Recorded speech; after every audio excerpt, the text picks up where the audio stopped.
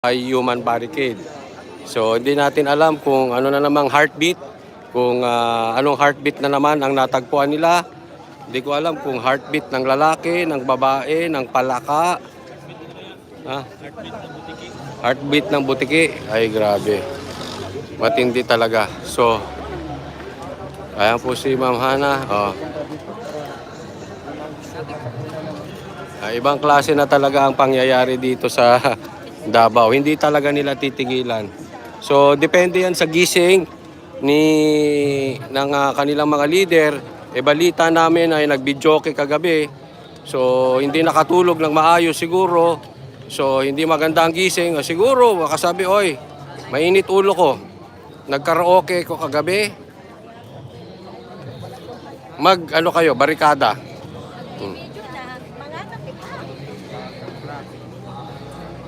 Yan. Ganyan po sila, ganyan na po katindi. So, andi dito po yung mga tao. Tapos andun po sa banda dito. So, ito po yung JMC. Ito yung eskwelahan. Grabe, no? Grabe kaganapan sa Davao. Tapos, sasabihin ni Marcos, walang armas. Yan. Galing.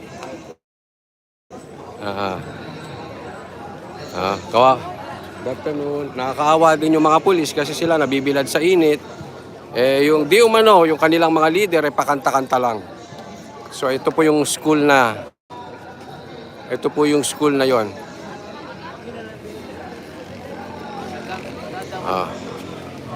Nakapaikot na naman at sa bandang likuran po nila ay meron ding mga pulis. So kalat-kalat na po ang mga pulis dito. Amen.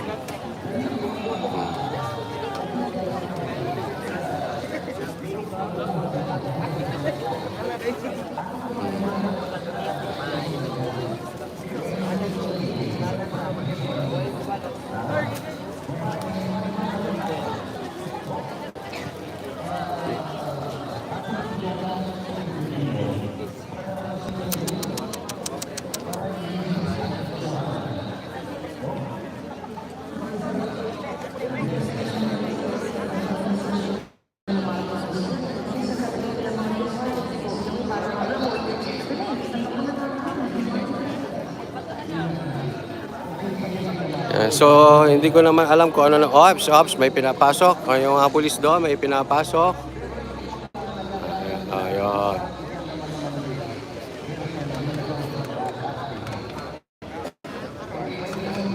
Hulaan natin kung ano na naman bagong pakulo ito ng mga pulis. Tapos, wala na naman matatagpuan. As usual, kasi ganyan sila, nakailang barricade na sila dito. Nakailang barricade. Yun. Nakailang barricade na sila. Pero wala naman pong nangyayari.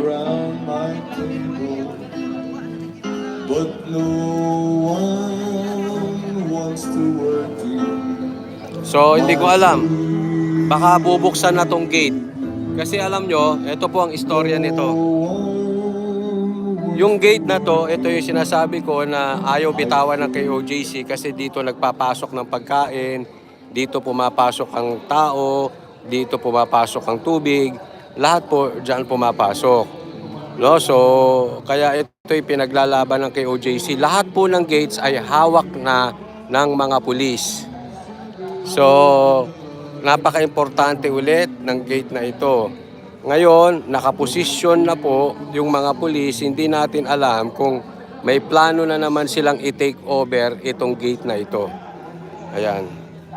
So ito yung mga pulis. Hindi natin alam kung plano nila i-take over itong gate na ito. So basta nakaposisyon kasi pagka mga ganito, may mga ganap silang search or gaya nung rally, meron silang ganap na pagsugod. Dalawa lang yan, search o pagsugod. Meron silang iti-take over. Ganito na po ang sitwasyon ngayon sa loob ng compound. Ayun, may tumatakbo doon sa likod. Ano kaya nagtatakbuhan? Oops, dahil Oo. Kasi minsan dito may bibiglang ipapasok na tao, meron silang ah, pulis, di umano, dahil naka-uniforme, pero nakatakip ang mukha. Ah, so siguro may operation sila doon. Pero ako hulaan ko, puro lang operation 'yan. Wala naman silang maha.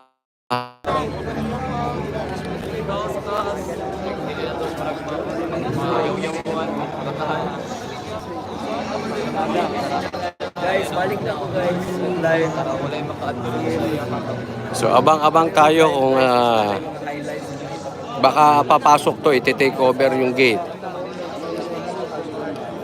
Yun lang naman, kasi walang purpose, wala naman yan.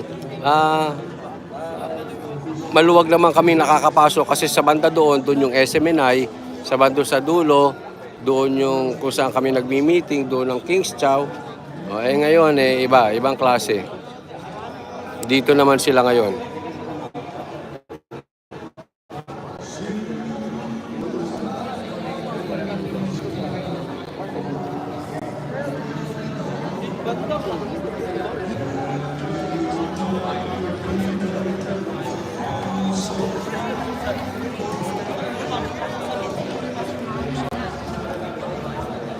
So ipit.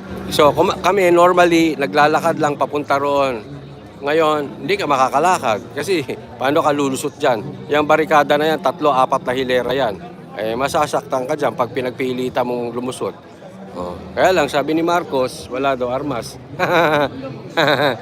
Walang armas.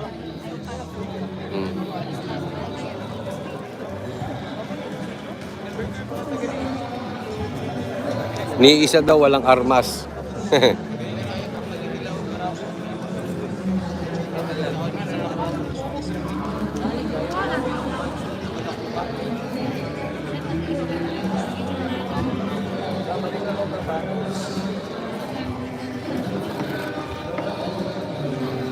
Wala na, hindi na hiral dito yung batas dito sa bansang Pilipinas. Wala na batas-batas. This is completely police government. Basta kaya mong bulihin, basta marami kayo, basta may armas kayo, basta may pulis ka. Wala nang korte-korte, kahit pinapaalis sila ng korte, hindi pa rin.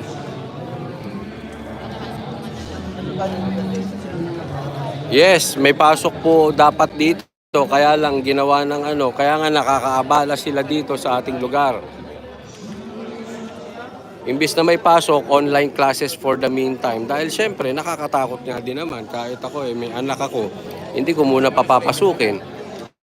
Diba? So, ang tanong, may naitutulong ba sila o abala lang sila?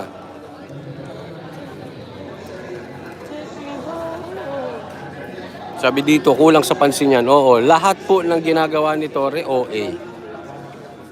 Isipin mo, may pa-barricade. Sa dami ba ng barikada nila, may nahuli ba sila? Sa dami nila, ni isa ba may nahuli sila dito? Diba? Isa lang ang na-rescue nila, fake news pa.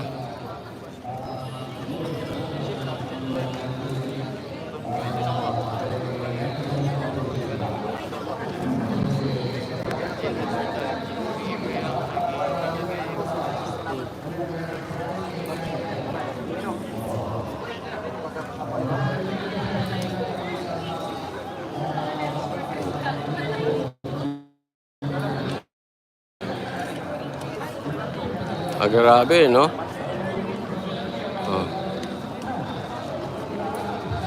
So, nakawang na lang. Ito po, kung makikita nyo, merong barikada rin tayo para hindi sila magpumilit. But syempre, pag susugurin ka ng ganyang pulis at armado, wala tayong magagawa. So, kahit na may barikada tayong ganyan, a little of resistance lang.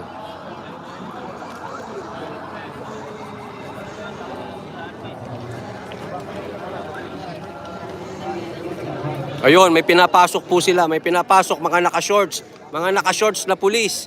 Bawal po mag-shorts dito. Ako nga, hindi nakakapag-shorts dito. But anyway, kunan natin.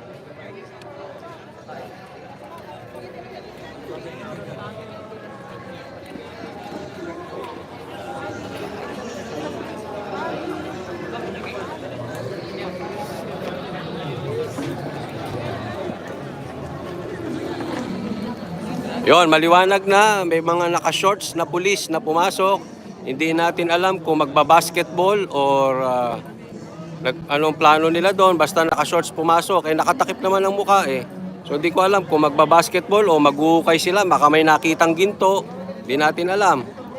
Hindi ko alam kung heartbeat ang ang kanilang hinahanap o Talano Gold. Medyo nalilito na rin kami. No isang araw heartbeat, ngayon eh merong drilling naman. Nagpapapasok na ng pulis na naka-shorts. Hindi kasi dito po, ito po eskwelahan. Diyan po sa 4th floor, may basketball court. Diyan naglalaro si Pastor Kibuloy eh. Baka maglalaro silang basketball. Kasi mga pulis naka-shorts pumasok. Palagay ko magba-basketball. Tapos, inarangan ng pulis para siguro walang makisali. Kasi kami gusto namin ng basketball, kaya lang ayaw namin na may baril. Pwede mag-basketball, magsikuhan. Pwede, pero walang barilan. Basketball lang. Si Jay, mahilig din sa basketball yun. Pero walang barilan, ha? Ay, hello, shout out po. Ay, sa Dubai ha, sa mga KOJC Dubai, shout out. Meron pa ba tayo mga kababayan dito galing sa ibang bansa? Meron tayo KOJC Dubai, saan po kayo? Ay, Dubai. Oo, alam ko pera nyo doon, dirhams. Patingin nga. Joke lang. Wala, biro lang tayo, joke lang. Lahat po kayo, Dubai. Ha? May Qatar, asan yung Qatar? Ito, KOJC Qatar. May pelikula eh. Short movie. The Heartbeat. Tsaka kanta. Heartbeat.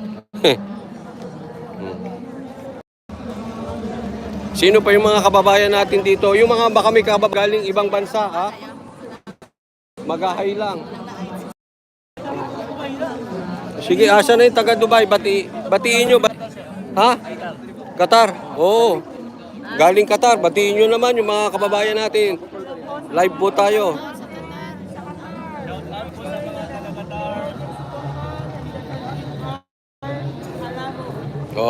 KOJC Qatar. Shout out, ha? Ganyan lang yan, di ba? Si Jesus nga pinako nila eh. Akala nila talo na. Di nila alam, yung akala nilang pagkatalo, yung pala ang dahilan ng pagkapanalo. Di ba? Nung pinako nila si Jesus. Doon po sila sa dulo may activity. Diyan. May huhukayin sila, hindi ko alam. Huhukayin, magbabasketball, di natin alam. Naghahanap sila ng heartbeat. Heartbeat. Gold bars. Meron silang nakitang heartbeat daw doon. Heartbeat ng butiki. Asan na yung mga ibang kababayan? Kasi meron na dito, taga Japan, KOJC Japan, Canada, US. May mga Malaysia. Malaysia, nasaan Malaysia? Nasa labas na.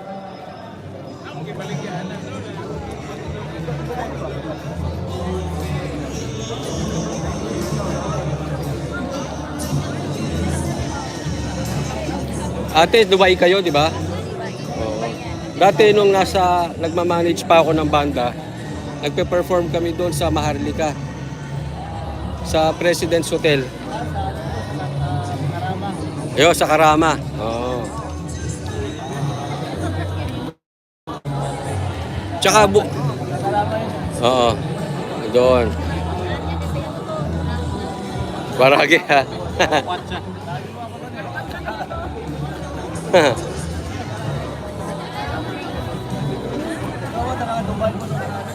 Dubai. Nanonood din kayo doon dati sa Maharlika Bar. Antayin natin kung ano magiging kaganapan dito, ha?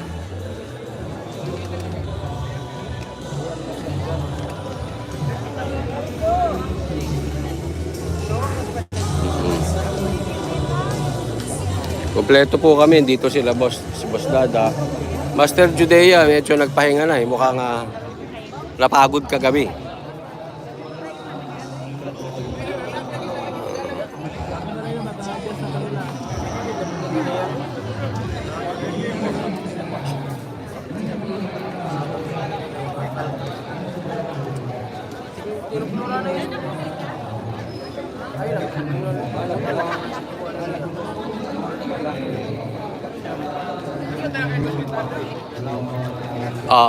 Sa tingin nyo, may makikita ba o wala? Tingin nyo, may makikita ba? O wala na naman. Sir, sa ano ka din kayo? SME na pala. Sa, dito kayo? Makati. Kayo. Makati, oo. Kamusta doon sa Makati? Bakit yun, hindi tayo ginagambala ng polis doon, no? Di ba? Magtataka ka, di ba? Ba't ito lang ang pinag-iinitan nila? Samantalang yung SMNI Makati, yun ang sentro. Sentro ng ano yun eh. Ng broadcasting yun eh. Ng SMNI eh.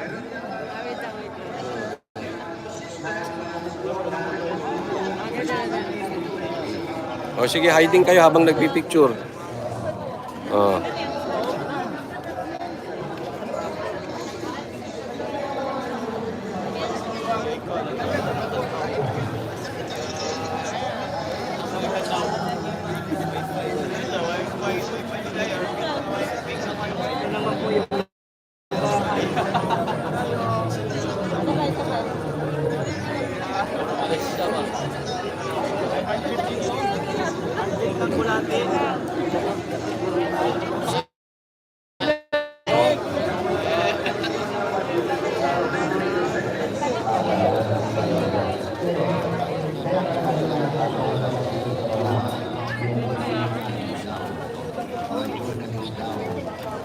Anong branch kayo? Branch no? Ano man tawag doon? Anong KLC? Anong bansa? Ha? Eastern Davao. Eastern Davao. Evangelism, ayan, sila, o kaway, mga Eastern. Evangelism, Eastern Davao. Nagdadatingan na po dito to support.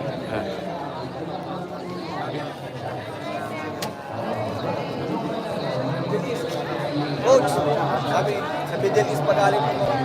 Oo nga, Qatar, Dubai, no? Na-interview na. Hindi na po lahat. Punta tayo doon. Antayin natin kung paano sila susugod. Sorry, tinapakan ko na to kasi... Tagasan po kayo? Okay lang po. Hindi, tagasan po. Manabo. Ha? Manabo. Saan yun? Davao del Norte. Davao del Norte. Sorry ha. Hindi natin alam. Saan yun? Davao din? Davao City o... Dili na sila dapit. Davao. Yan, ikaantay natin. Ito mga kabataan, taga-saan sila? Taga-saan kayo mga kabataan? Taga-saan kayo? Taga-saan kayo? Dito? Oo. Mag-aaral kayo, huwag kayong magpupulis. Ay! Hindi po. Okay lang. Ano kayo? High school, college? Ano kukunin nyo? Oo. Pag-isipan nyo lang ha. Hindi ko po kayo pag-isipan nyo magpulis ha. Kasi delikado. Mag-abugasya kayo. Mas maganda. Ang galing nung ano nyo eh. Nung school nyo dito pang-abugasya eh. Ang galing nila. Huwag nyo tutularan to mga to ha. Walang ano. Hindi nanindigan. Ulit, ano kayo? High school, college? Ano kinukuha nyo? Teacher. Lahat kayo? Anak ko!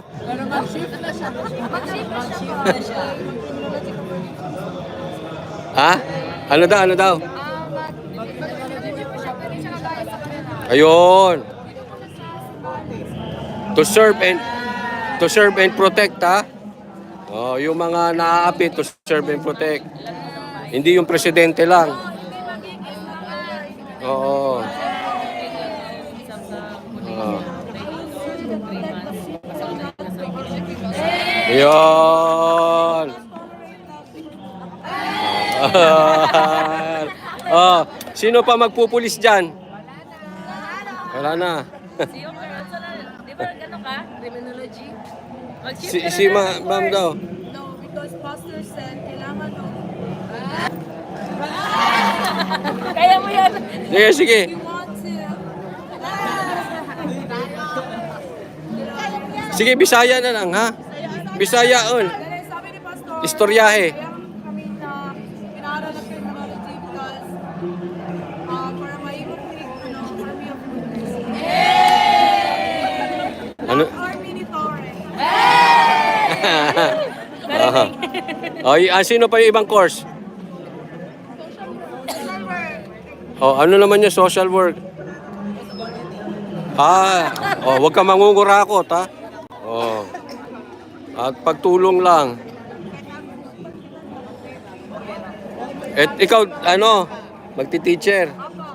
Oh, wag kayong mananakit ng ano. Ha? Hindi, maganda yung mga... Hello po.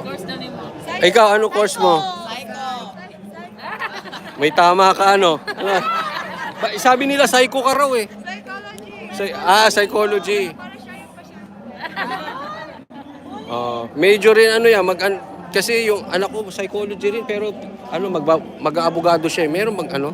Ewan ko dun. Abogado. Oo. O, yan, parehas nung ano, yung gagawing, yung course nung anak ko. Sino pa? Ikaw, kayo ate, anong course nyo? Ha? May psycho ka rin.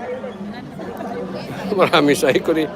Psycho. Ano bang ano ng psycho, di ba? Tama ba maglolo? Pwede ring prilo eh, di ba? Yun ang sabi sa akin eh. Prilo. Kala ko niloloko ko nung anak ko eh. So, at least, sa dami nila, isa lang ang magpupulis. Dede. Matino naman ng pulis eh. Matino. Actually, marami tayong kaibigang mababait na pulis. Medyo kakaiba lang si Torre. Andun pa rin yung mga pulis. Sige, panoorin nyo mamaya sa live ah. Okay, bye-bye. Thank you. Ayan. Hindi ko naman sinisiraan yung pulis. May mga kaibigan nga tayong pulis. Si ate, ayan, papakilala ko. Yung meron tayong napopost na magagandang picture galing sa kanya. Kaya pag yung picture ko maganda, thank you. Pagkapangit, kasalanan niya. Pogi. Dapat pogi lagi, ha? Ayan. Back to barracks, titingnan ko makapag-live ako sa SMNI. Try ko mag-live SMNI. Hindi, marami tayong mga kaibigang pulis. Hello po. Hi ka, live tayo. Kalmado. Kasi 75,000 yung piyansa. Ha? 75,000 yung piyansa. Matindi, 75,000. Piyansa. Nakabarikada na naman eh. Kalmado lang tayo, kalmado. Bahala sila. Oo. Mapapagod din yan sila mamaya. Antayin natin pumasok yung mga politiko. Hello po. So try natin, akyat tayo kung makapasok ako ng SMNI. Marami tayong mga kaibigang pulis, mababait naman yun. Medyo itong mga pulis lang to, talagang nakakasama lang talaga ng loob sa mga ginawa. Okay. Sir, back to barracks na tayo.